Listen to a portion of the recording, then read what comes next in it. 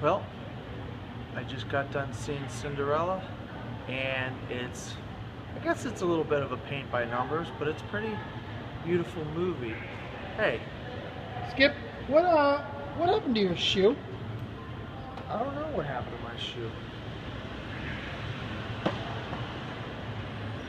Hey, where did that come from? How did my shoe get over there? Skip, are you the prince? Well, I didn't see it. My shoe fits. Oh. Wow, it does fit. I must be the prince. Hey, what's up, peeps? My name is Lachlan Monroe. You're watching Vinny and Skip on the best damn movie show on YouTube.com.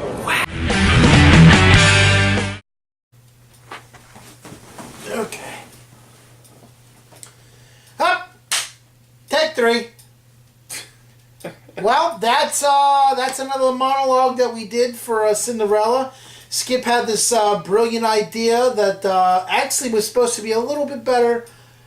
We had a couple other people actually who were going to help us out, but I wouldn't say they bailed. That kind of fell through with the plans. But we had to make do what we had, and I hope you guys enjoyed it. I know it might sound a little weird the way we did it. I know Skip was talking to me about it. We were coming home that would it make sense, but hey, listen. Do we make sense? No, we don't make sense at all. Really. So, but Cinderella, like we said, live action Cinderella, they haven't really done that. They've done it on Once Upon a Time. Yes. They did their take on it, but they've never done a real live action. And I like the way they did it, though. It's not your original Cinderella.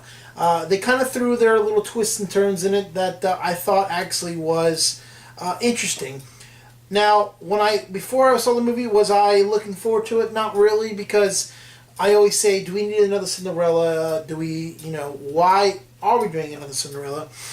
But I have to say that the people they picked for it were actually really good. Yeah, the actors, I don't know if you know Lily James, but Lily James is really starting to come into her own in a Emmy-winning TV show called Downton Abbey.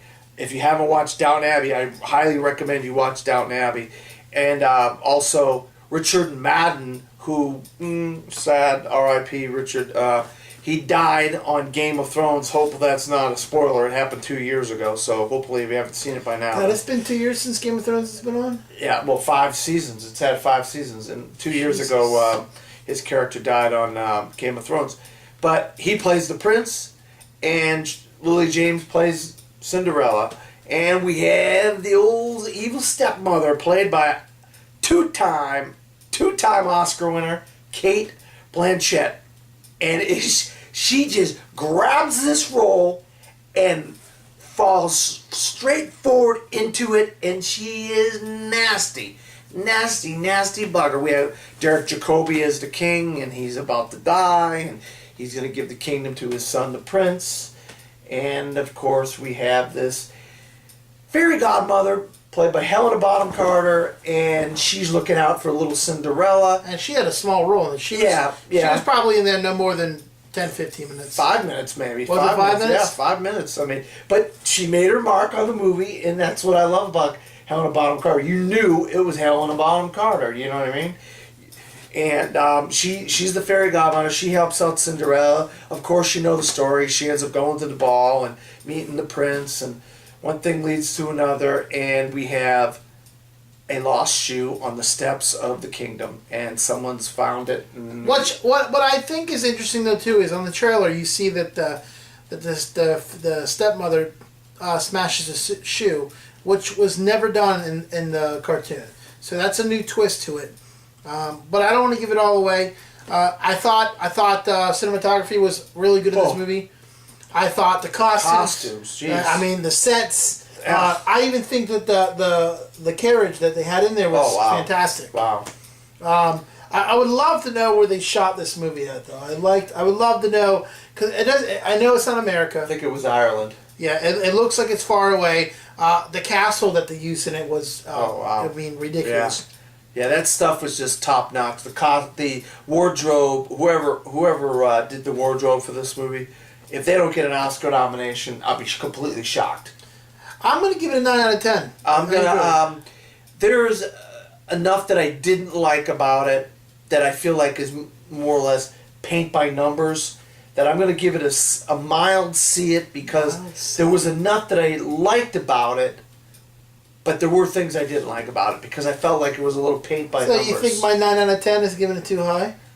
It's what you see in it. The film is all subjective, and you have a right to give it whatever you want. I mean, I enjoyed it. I really did. I liked it. Like I said, I liked it. I didn't love it.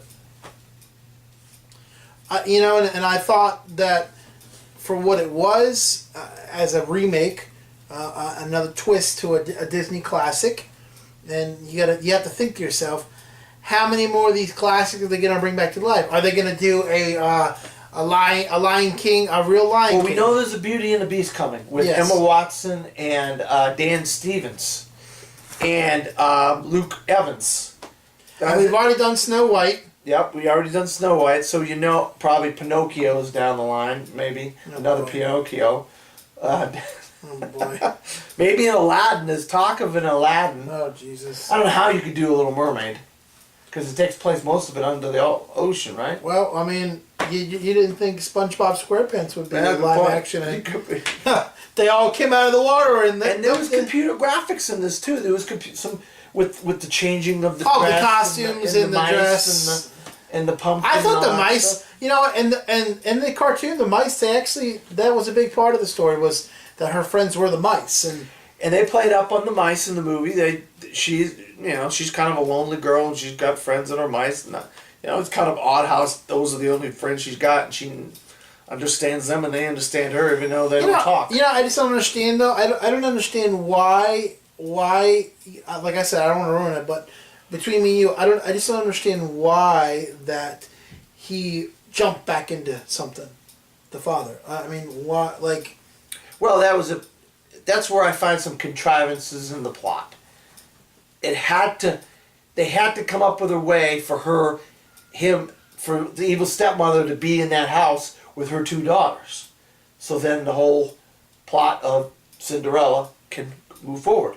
So that, to me, is a contrivance, where they write something into the script to suit the overall story, but doesn't make sense. No, it doesn't make sense. Now, was it one of them chunky and one of them skinny in the real story? Yeah. And they were both kind of skinny in this one. But both of them, I thought one of them, they were kind of ugly in the animated feature. But, I mean, that's nitpicking. I just felt like it was more or less paint by numbers, in my opinion. They really went the safe route. Well, don't take our word for it. Make sure you go see it. Cinderella comes out March 13th with Run All Night. They both come out the same day. So if you're going to see a double feature, go see it. Tell us what you think. Make sure you comment on our page, like our page, and if you want to give us a review, which we're more than happy to listen to it, go on thebestmovieshow.com and write a review. When we come back on the Best Movie Show, we're going to get into our movie news, so stick around.